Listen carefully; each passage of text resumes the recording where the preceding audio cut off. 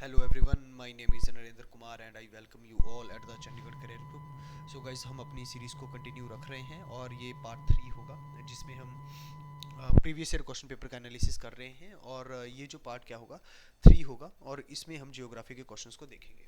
तो ये रहा आपके सामने क्वेश्चन नंबर 40। इसमें बोला गया है विच one of the following approaches of human development was initially proposed by the International Labour Organization and emphasized on health, education, food, water supply, sanitation and housing. Right, अब ये जो क्वेश्चन है ये आपको जियोग्राफी का देखने को मिल जाएगा जो 12th की एनसीईआरटी है। राइट, जो 12th की एनसीईआरटी है उसमें आपको क्या देखने को मिलेगा, ये क्वेश्चन वहां से पिक किया गया है। और आपके ऑप्शन है, एक होगा ये वेलफेयर अप्रोच, दूसरा आपको क्या देखने को मिल जाएगा बेसिक नीड, सी ऑप्शन क्या होगा इनकम अप्रोच और डी आपको जो है कैपेबिलिटी अप्रोच देखने को मिलेगा। अब यदि हम इसके बारे में बात करते हैं तो आपको ये देखने को मिल जाएगा बात किसकी हो रही है, फूड की बात हो रही है, रोटी। राइट, जिसको हम क्या कह सकते हैं, रोटी कह सकते हैं, कोई दिक्कत की बात ही नहीं है। ठीक है, और यहाँ पे किसके बारे में बात हो रही है, यहाँ पे बात हो रही है आपकी हेल्थ की, एजुकेशन की और जो है हाउसिंग की, सैनिटेशन की और वाटर सप्लाई की। तो बेसिक नीड क्या होती है, रोटी कपड़ा मकान। राइट, आपने कभी ना कभी ये जरूर सुना होगा रोटी कपड़ा मकान। तो यहाँ पे भी जो है बेस आईएलओ ने एम्फेसाइज किया है किसके ऊपर, फूड के ऊपर, हाउसिंग के ऊपर, एजुकेशन के ऊपर और हेल्थ के ऊपर। तो ये भी आपको क्या देखने को मिल जाएगा, कहीं ना कहीं जो है ये आपको एक बेसिक नीड देखने को मिल जाएगी किसी की भी। तो इसके कारण जो है ये आपको जो है राइट आंसर क्या देखने को मिलेगा, जो बी होगा ये राइट आंसर देखने को मिलेगा, जो कि क्या होगा बेसिक नीड अप्रोच। अब सर आपके मन में ये क्वेश्चंस आ रहे होंगे कि तो वेलफेयर अप्रोच क्या है, इनकम अप्रोच क्या है और कैपेबिलिटी अप्रोच क्या है, इसको हम जानने की कोशिश करेंगे। तो ये जो आपको क्या देखने को मिलेगा, जो एनसीईआरटी है 12th की, राइट, जो एनसीईआरटी आपको देखने को मिल जाएगी 12th की, जो कि कौन सी है sir, human and economic geography. Right, उसमें जो है चैप्टर नंबर 4 है, उसमें ये टेबल दिया गया है और यहाँ से ये क्वेश्चन को बनाया गया है। सबसे पहले हम बात करेंगे इनकम अप्रोच के बारे में। तो ये सबसे ओल्डेस्ट अप्रोच देखने को मिल जाएगा ह्यूमन डेवलपमेंट का। राइट, ह्यूमन डेवलपमेंट मतलब कि क्या, एक आपने इकोनॉमिक डेवलपमेंट सुना होगा, राइट, और जो है एक आपने ह्यूमन डेवलपमेंट सुना होगा। ह्यूमन डेवलपमेंट मतलब जहाँ की जो आदमी है उसका विकास कैसे हो रहा है, जैसे कि उसके पास क्या एक अच्छी एजुकेशन है कि नहीं है, उसकी हेल्थ अच्छी है कि नहीं है, ये सारी सारी चीज़ें। राइट, तो इनकम अप्रोच आपको सबसे ओल्डेस्ट अप्रोच देखने को मिल जाएगी ह्यूमन डेवलपमेंट की। तो नेक्स्ट टाइम क्वेश्चन कैसे बन सकता है, नेक्स्ट टाइम आपसे पूछा जा सकता है कि जो ह्यूमन डेवलपमेंट अप्रोच जो है, ह्यूमन डेवलपमेंट में सबसे ओल्डेस्ट अप्रोच कौन सी है, और 4 ऑप्शन दे दिए जा सकते हैं। तो आपका आंसर क्या होना चाहिए, इनकम अप्रोच आपका राइट आंसर होना चाहिए। इसमें सर कहीं ना कहीं जो है ह्यूमन डेवलपमेंट को किसके साथ में लिंक किया जाता है, इनकम के साथ में लिंक किया जाता है। और ऐसा माना जाता है कि जैसा जिसकी इनकम का लेवल होगा वो इंडिविजुअल कहीं ना कहीं उतना ही फ्रीडम क्या कर पाता है, इंजॉय कर पाता है। तो higher the level of the income, higher is the level of the human development. तो ये बेसिक बात बोली जाती है ह्यूमन अप्रोच के द्वारा। अब हम बात करेंगे सर दूसरे अप्रोच जो कि आपको वेलफेयर अप्रोच देखने को मिलेगा। इसमें सर सबसे बड़ी बात ये है कि इस अप्रोच में जो है जो ह्यूमन बींग है उसको एज अ बेनिफिशियरी देखा जाता है या फिर जो है एज अ टारगेट देखा जाता है जितनी भी डेवलपमेंट एक्टिविटीज हो रही है। राइट, अब ये जो है अप्रोच कहीं ना कहीं क्या करता है, जो गवर्नमेंट को जो है गवर्नमेंट को कंपेल करता है कि उसको क्या करना चाहिए, ज़्यादा से ज़्यादा जो है एक्सपेंडिचर करना चाहिए किसके ऊपर, एजुकेशन के ऊपर, हेल्थ के ऊपर, सोशल सेकेंडरी स्कूल के ऊपर और एम्यूनिटीज़ के ऊपर। राइट, तो जो है ये अप्रोच क्या बात करता है कि वेलफेयर ऑफ द सोसाइटी के बारे में बात करता है। And welfare of the society is the responsibility of the government. So government is accountable for the expenditure towards the education, health, social secondary and amenities. ये देखने को मिल जाएगा।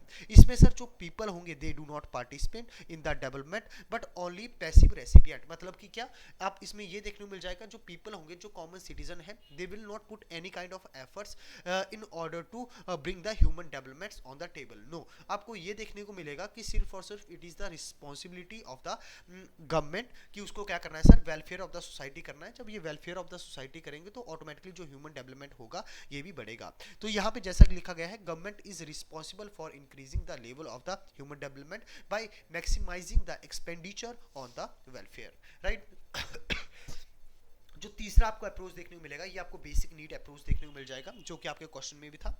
इसमें सर क्या बोला गया है, इस अप्रोच में आईएलओ ने ये बोला गया है कि जो 6 बेसिक नीड है वो पूरी होनी चाहिए, जिससे क्या किया जा सके, ह्यूमन डेवलपमेंट किया जा सके। एक सर आपको हेल्थ देखने को मिल जाएगा, दूसरा आपको एजुकेशन देखने को मिलेगा, थर्ड फूड देखने को मिलेगा, fourth water supply, fifth sanitation और सिक्स हाउसिंग। अब सर नेक्स्ट टाइम क्वेश्चन कैसे बन सकता है, नेक्स्ट टाइम क्वेश्चन ऐसे बन सकता है कि जो है ऐसा बोला जाता है according to the international labour organisation, और जो इंटरनेशनल लेबर ऑर्गेनाइजेशन का बेसिक नीड अप्रोच है उसके अकॉर्डिंग जो है 6 बेसिक नीड्स कौन कौन सी है, तो आपको जो है ऐसे क्वेश्चन बना दिया जाएगा, और इनमें से बेसिक नीड कौन सी नहीं है तो ऐसे भी क्वेश्चन बना दिया जाएगा, जैसे कि पॉवर्टी हो गया। ऐसे ऑप्शन देके जो है कहीं ना कहीं आपको कंफ्यूज किया जा सकता है। तो आपको ये जो है 6 जो बेसिक नीड्स हैं उनको बहुत अच्छे से ध्यान में रखना है, जैसे हेल्थ हो गया, education, food, water supply, sanitation and housing हो गया, राइट। तो यदि हम बात करते हैं किसके बारे में, तो ये आपको क्या देखने को मिलेगा, बेसिक नीड अप्रोच देखने को मिलेगा। उसके बाद आपको देखने को मिलेगा कैपेबिलिटी अप्रोच। अब ये जो है अप्रोच किसके द्वारा दिया गया है, जो प्रोफेसर अमर्त्य सेन है जो कि इकोनॉमिक्स थे, इन्होंने ये अप्रोच दिया है। तो पहला क्वेश्चन क्या बन जाएगा, क्वेश्चन यही बनेगा कि जो है कैपेबिलिटी अप्रोच किसके द्वारा दिया गया है, then what should be your answer. आपका आंसर होना चाहिए प्रोफेसर अमर्त्य सेन।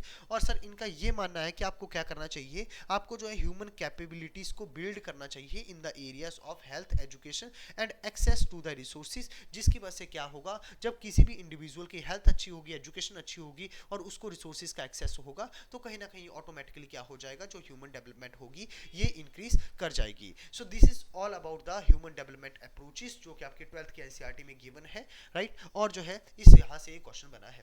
अब हम बात करेंगे अपने नेक्स्ट क्वेश्चन के बारे में, that is question number 41। Which one of the following tributaries और river Indus fed the canal system of Bhakra Nangal project, right. Bhakra Nangal project के बारे में बात किया जाए, ये आपको जो है यदि हम लेवल की बात करते हैं तो ये आपको एक इजी लेवल का क्वेश्चन देखने को मिलेगा। जैसे भाखड़ा नंगल डैम किसके ऊपर जो है सिचुएटेड है, तो हर बच्चे को ये पता होता है, ऑप्शंस की भी जरूरत नहीं पड़ती, कि सतलुज के रिवर के ऊपर ही आपको भाखड़ा नंगल प्रोजेक्ट देखने को मिल जाएगा। यदि हम बात करते हैं सर नाथपा झाकड़ी के बारे में, तो जो नाथपा झाकड़ी आपका प्रोजेक्ट है ये भी आपको कौन सी रिवर के ऊपर देखने को मिलेगा, ये भी आपको जो है सतलुज रिवर के ऊपर देखने को मिलेगा। यदि हम बात करते हैं चिनाब रिवर के ऊपर आपको कौन कौन से जो है डैम देखने को मिल जाएंगे, सबसे पहले आपको जो है बगलियाहार डैम देखने को मिल जाएगा, ठीक है। बगलियाहार डैम के बारे में आपको पता होना चाहिए, बगलियाहार डैम जो है कौन सी रिवर के ऊपर सिचुएटेड है, it is situated on the Chenab and it is located in the Jammu and Kashmir. उसके बाद जो है आपको क्या देखने को मिल जाएगा, धुलस्ती डैम देखने को मिल जाएगा। जो धुलस्ती डैम है ये भी आपको कहां पे देखने को मिलेगा, चिनाब के ऊपर ही देखने को मिलेगा। और इसके बीच में जो डैम होगा ये आपको सलाल डैम देखने को मिल जाएगा, राइट। सो सलाल डैम, धुलस्ती डैम और बगलियाहार डैम, ये तीनों के तीनों कहां पे हैं, ये तीनों के तीनों आपको जम्मू एंड कश्मीर में देखने को मिल जाएंगे and they are located on the river Chenab, right. तो ये भी आपको पता होना चाहिए। यदि हम रवि रिवर के बारे में बात करते हैं तो जो आपको रंजीत सागर डैम देखने को मिल जाएगा, राइट। जो रंजीत सागर डैम कहां पे है, पठानकोट के पास आपको देखने को मिल जाएगा, पंजाब में देखने को मिल जाएगा रंजीत सागर डैम। इसका दूसरा नाम आपसे पूछा जा सकता है तो थेनी इसको या थेन डैम भी हम इसको कहते हैं। ये कौन सी रिवर के ऊपर सिचुएटेड है, it is situated on the river Ravi. और यदि हम बात करते हैं झेलम रिवर के ऊपर आपको कौन सा डैम देखने को मिल जाएगा, उरी डैम देखने को मिलेगा। और उरी डैम सर कहां पे है, ये भी आपको जम्मू एंड कश्मीर में ही देखने को मिलेगा। So this is all about, इस क्वेश्चन के बारे में आपको बहुत अच्छे से पता चल गया होगा कि जो चिनाब रिवर के ऊपर कौन से डैम्स देखने को मिल जाएंगे, सतलुज के ऊपर कौन से हैं, रावी के ऊपर कौन से हैं और जो है झेलम के ऊपर कौन से हैं। लेवल काफी इजी क्वेश्चन का देखने को मिलेगा और ऐसे क्वेश्चंस जो है गलत नहीं होने चाहिए। Now moving towards the next question, question number 42। इसमें बोला जा रहा है when the river discharge their water from the all the direction into the lake or the depression the pattern is known as. तो मतलब आपको ऐसा देखने को मिलेगा कि मान लो कि ये क्या है, यहाँ पे मान लो कि ये क्या है, यहाँ पे पहाड़ है, राइट। और इस पहाड़ से जो है क्या हो रहा है, सारी की सारी जो रिवर्स हैं ये क्या हो रहा है सर, नीचे उतर रही है। और ये यहाँ पे जो डिप्रेशन है यहाँ पे जो है सारा का सारा पानी इकट्ठा हो रही है और यहाँ पे लेक फॉर्म कर रही है। अब आपको ये बताना है ये कौन सा पैटर्न है, और आपके आंसर आपको क्या देखने को मिल जाएंगे, ट्रेलिस देखने को मिल जाएगा, डेंड्रियाटिक देखने को मिलेगा, रेडियल देखने को मिलेगा और सेंट्रीपिटल देखने को मिलेगा, राइट। तो इसका जो है राइट आंसर आपको क्या देखने को मिल जाएगा, ये आपको जो है सेंट्रीपिटल देखने को मिल जाएगा। आपने दो फोर्सेस के बारे में फिजिक्स में जरूर सुना होगा। एक आपको सेंट्रीफ्यूगल फोर्स देखने को मिलेगी और जो दूसरी फोर्स आपको देखने को मिलेगी ये आपको सेंट्रीपिटल देखने को मिलेगी।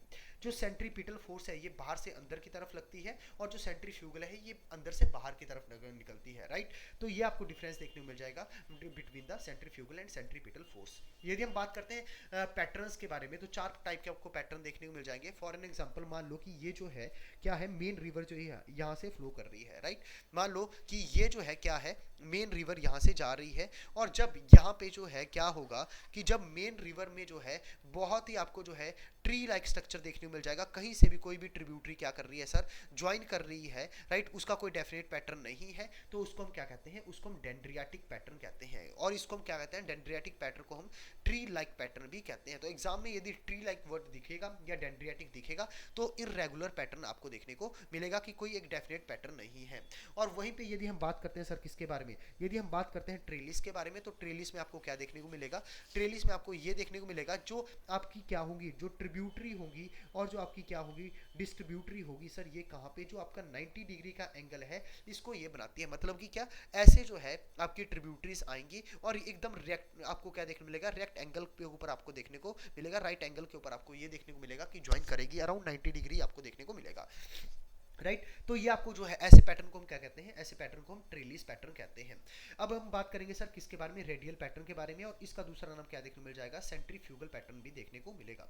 इसका जो दूसरा नाम होगा ये सर आपको सेंट्रीफ्यूगल भी देखने को मिल जाएगा। मान लो ये क्या है सर, माउंटेन है और इस माउंटेन पे यदि क्या होगा, इस माउंटेन से जो है हर साइड को, हर डायरेक्शन को जो है रिवर निकल रही है। मतलब कि क्या, रिवर अंदर से बाहर की तरफ जा रही है और सेंट्रीफ्यूगल जो फोर्स लगती है वो भी अंदर से बाहर की तरफ निकलती है। दिस इज द रीजन इसको हम रेडियल पैटर्न या फिर जो है सेंट्रीफ्यूगल पैटर्न भी कहते हैं।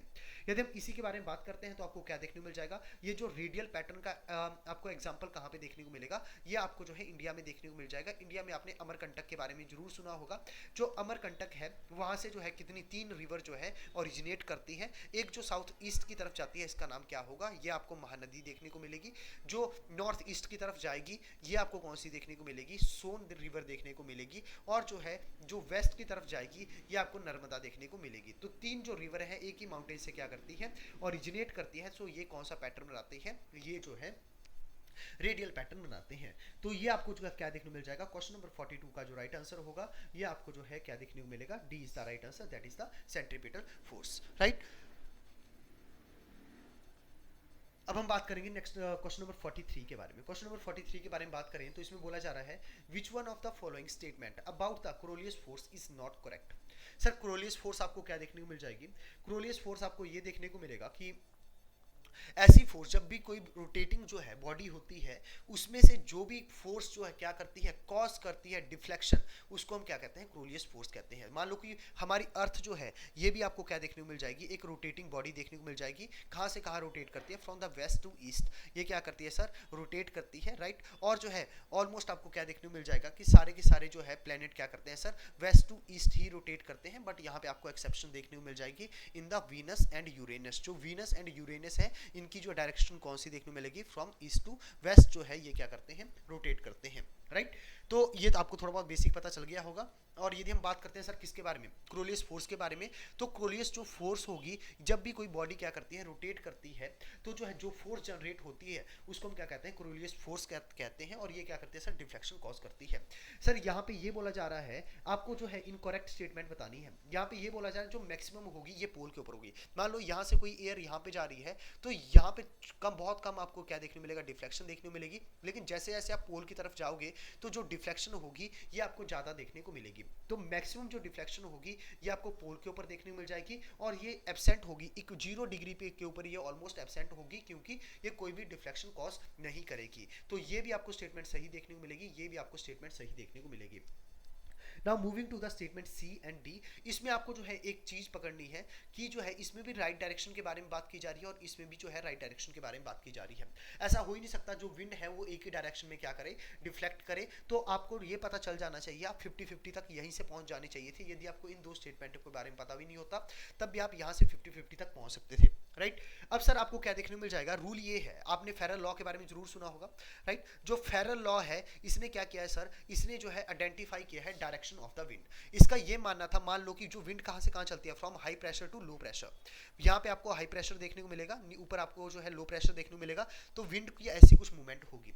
तो यदि ये जो विंड कहां पे चल रही है, नॉर्दर्न हेमिस्फीयर में चलेगी, तो इसकी जो है डायरेक्शन किस साइड होगी, ये जो है आपको नॉर्थ की साइड देखने को मिलेगी। और यही विंड यदि जो है सदर्न हेमिस्फीयर में है, तो इसकी जो डायरेक्शन होगी ये कौन सी देखने को मिलेगी, लेफ्ट हैंड साइड देखने को मिलेगी। जब भी आपको कैसे अज्यूम करना है, मान लो कि आप हाई प्रेशर के ऊपर खड़े हो और जो है आपको लो प्रेशर की तरफ आपका मुंह है, और जो है आपको फिर जो है राइट हैंड और लेफ्ट हैंड को आइडेंटिफाई करना है, तो यहाँ पे आपको क्या देखने को मिलेगा सर, आपको जो है ये देखने को मिलेगा कि जो डायरेक्शन ऑफ द विंड होगी नॉर्दर्न हेमिस्फीयर में, ये राइट हैंड साइड होगी, और सदर्न हेमिस्फीयर में क्या होगा, लेफ्ट हैंड साइड होगी। तो इस तरीके से जो है आपका क्या होगा सर, जो आपकी सी स्टेटमेंट होगी ये आपको क्या देखने को मिल जाएगा, जो सी स्टेटमेंट होगी ये आपकी गलत होगी, राइट। और इसी के साथ जो हमारा राइट आंसर भी यही होगा। So guys, this is all for this video and I hope you enjoyed the video. If you do, then what you are supposed to do, you just have to press the like button. Whatever the suggestions you are having regarding the video, you may write it down in the comment box, and you have to subscribe the channel. Thank you so much.